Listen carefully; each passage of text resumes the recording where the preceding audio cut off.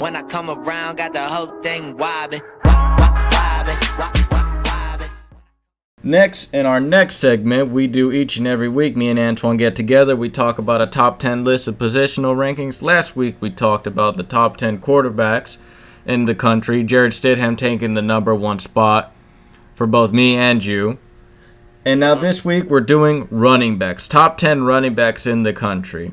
Now, this is a projection of the 2018, what we feel of running backs that are entering this season, the top running backs in the country. At the end of the year, me and you are going to get together and review our list and then do a final ranking of the best running backs of this 2018 season.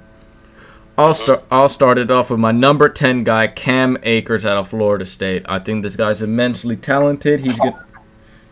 He's going to get a lot of looks out there at Florida State, but they're running more of a spread offense, which may kind of hurt him, I believe, in the statistical category, but still a highly talented guy.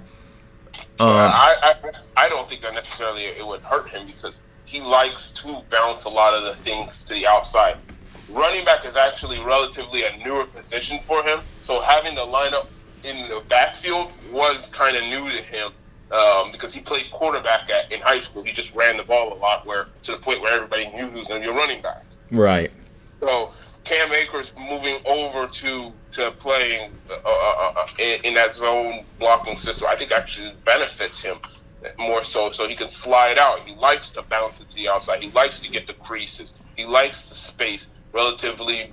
That's where he makes and breaks most of his tackles. He's not a chain mover. They already got a chain mover kind of big, physical, downhill back in Jaquiz Patrick. So I think Jaquiz Patrick would be probably the only thing that really holds him back from having the year that he's supposed to have. Right. My number 9 guy, DeAndre Swift, out of Georgia, a true freshman last year. Buried behind the depth chart, behind two top 50 draft picks, believe it or not, and Nick Chubb and Sonny Michel. And DeAndre Swift, it's now his turn to shine. UGA always pumps out good running backs year in and year out, 1,000-yard backs. And DeAndre Swift got some looks last year, so he's talented enough to make the top 10 list. Number 8, here's a relatively controversial one for Bama fans. Damian Harris as low as number 8 for me entering into the top 10 running backs. For me too. Huh? That's controversial for me too. My reason behind this is because I feel like that a Gene Harris is going to get a lot more looks than people give credit for and take away from his totals. Now, granted, Damian Harris is a talented running back, no question about that. But I just feel like the guys ahead of him have projected more, are going to end up being a higher, have more statistical categories and probably going to be a better running back than him. And the fact that that his carries are going to be taken away from him from a Gene Harris. I mean, he had the same problem a year ago when Bo Scarborough was there. He had the same problem. Jacobs is going to still be there. They have talented backs at Alabama, obviously, and they're going to continue to recruit talented backs to the point where no one is really going to have the true whole feel, of being the starting running back all the way through. It's always going to be running back by committee. It's kind of hard to get. It's going to start getting harder and harder to get 1,000 yards. Right. Out of Alabama, yeah. Alabama, yeah. Number 7 to me is Stephen Carr. Now that Ronald Jones is gone out of USC, I will 100% believe Stephen Carr is going to be the man there on campus. I do feel like there is relatively a drop-off between him and Cedric Ware and the other running backs behind him where he's going to be relatively missed due to injuries that he has suffered his freshman year. And he has suffered throughout the offseason this year, but I still think, he's one of the most talented running backs in this country, and he's going to be on the name of a lot of people's mouths and he's going to be recognized this year being a top 10 running back for me. His biggest thing that's probably could make him not be on this list as well is going to be whether or not he can stay healthy. He wasn't able to stay healthy in high school, and he wasn't able to stay healthy his freshman year. So if this health thing continues to be a problem We don't know if Stephen Carr can play or not. Every week, it's gonna be hard to really put him in this list of top 10 players. Health is ultimately the biggest jump of being a success or being a bust a lot of times in sports. So if Stephen Carr, if he can stay healthy and show us that he can stay healthy for a year, he can definitely be on this list, and that's the breaking point for me, at least. Right. Myles Gaskin at Washington rounds up my bottom 5. Myles Gaskin has consistently been a 1,000-yard back, consistently been multiple touchdowns, scores. He's on this list due to his recognition that he has in Washington. He's relatively going to be now the main focus of their offensive weapons now that both Pettis and Ross are now gone at wide receivers there at Washington. So I do believe he's the number 6 back entering into this country. Your thoughts on Gaskin? Yeah, Gaskin should probably be able to do the same thing that he did a year ago.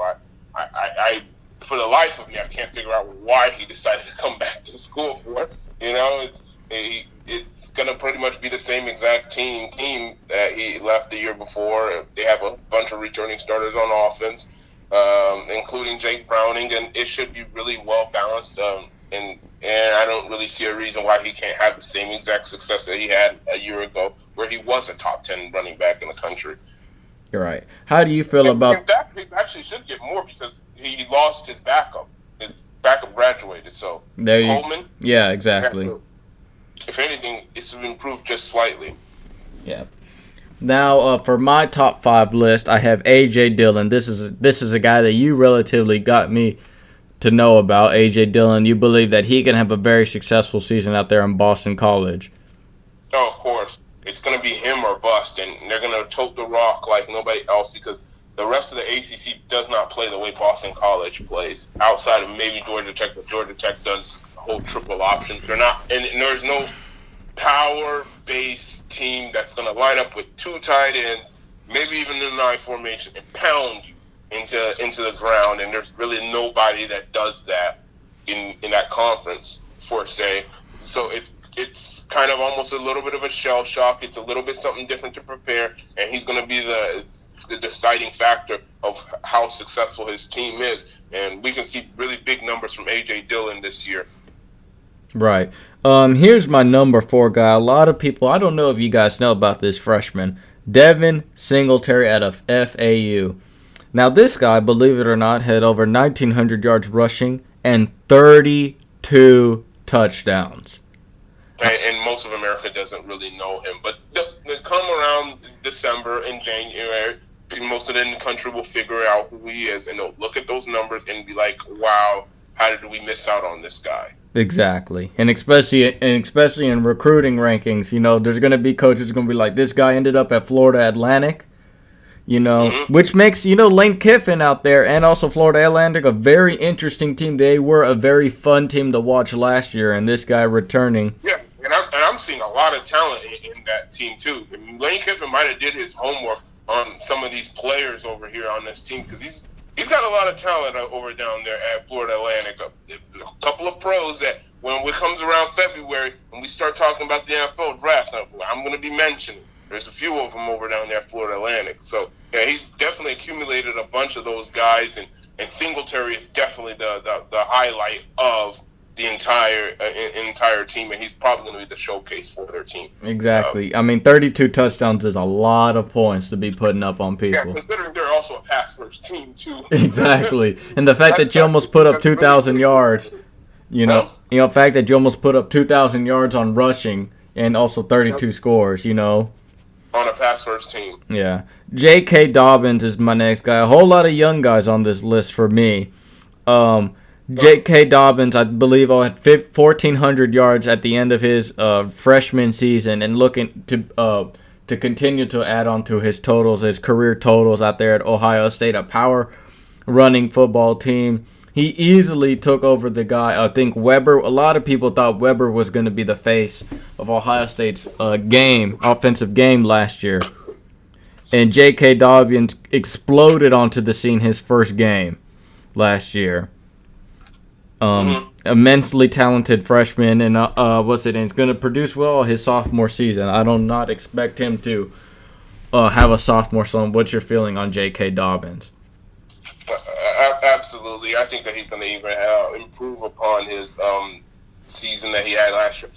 He's kind of relatively made Mike Weber, who's also a talented back, probably could have been on this list had he not been behind J.K. Dobbins, like, irrelevant. That's how good this guy is. He has some of those Barry Sanders-esque moves. I've seen it, the spin move that he did against Indiana in the first game of his career, and all of the jukes and the way he can cut through. He's also powerful, strong lower body.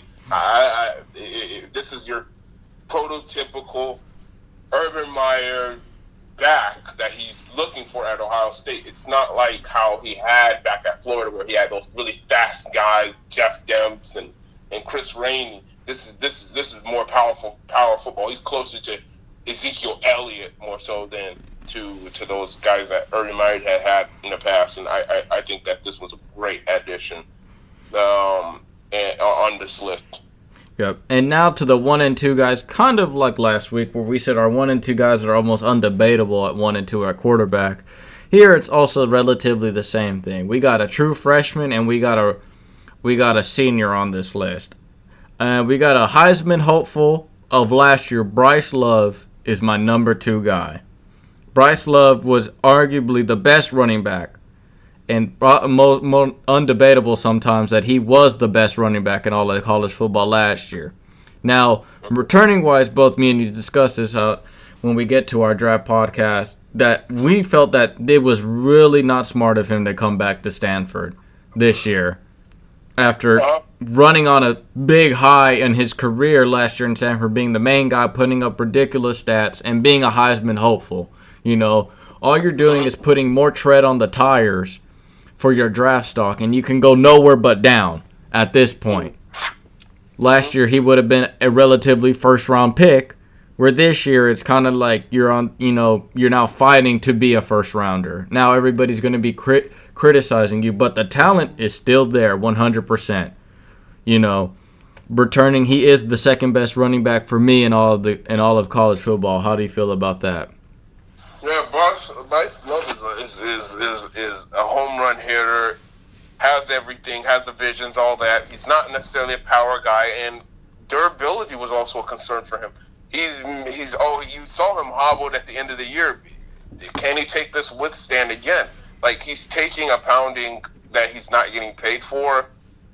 So essentially, he's doing something that is gonna hurt him in the long term necessarily, but he's making the sacrifice. He wants to go out there, finish out his career at Stanford, play out to his senior year, add more carries, and do all of the things that he's going to get. But definitely on talent alone, just because he can hit those home runs, more so just as good as any running back I've ever seen at Stanford, including Christian McCaffrey, because he's just as big of a home run hitter as him. That's what makes him probably in your top 2 or 3 backs that you're talking about.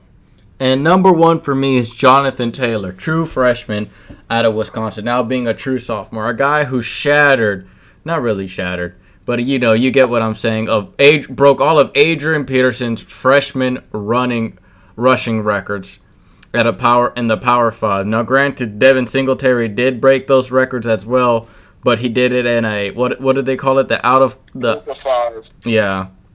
Group of 5 conference, where Jonathan Taylor at Wisconsin we're playing against great competition, has put up over 1,700 yards and easily, I believe, almost double-figure touchdowns, and broke all of Adrian Peterson's record. I believe he is the number 1 back in the country, and you're going to hear his name being called in New York.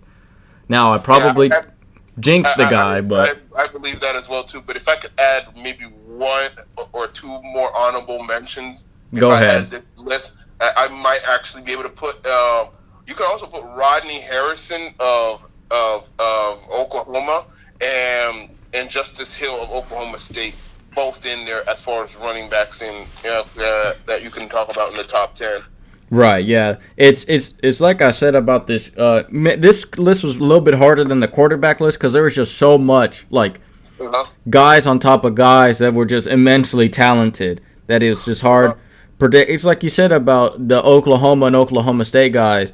Like, you can argue that they could be better than Cam Akers or whoever your number 10 guy is. Who's your biggest in this list? What's a guy that you believe I have ranked too low or too high?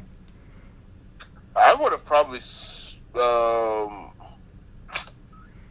I would have put Damian Harris on his talent, but if you're going to start accumulating yards and candidacy for All-American, I wouldn't put him as high. So I pretty much agree with most of the ones you had on this list.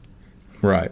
And ultimately, right, I believe that Jonathan Taylor is going to be the best back in the country when we talk about this at the end of the season. What about you? Do you agree that Jonathan Taylor? Yeah, Jonathan Taylor, I think can be the number one running back, but he's not the most talented of the running backs. There's always a difference between those two. 100%. I would rather take J.K. Dobbins out of Ohio State. I thought that you might have cut a little bit short out of all the running backs. I probably would have had him ahead of a lot of other running backs. So, yeah. I mean, I have him at number 3. The only two guys he can jump is Bryce Love and Jonathan. The other two running backs, I could see him getting over Love. Oh, yeah, I do believe that as well, too. I could see him even ahead of Jonathan Taylor, but the only thing that's going to hold him back is him having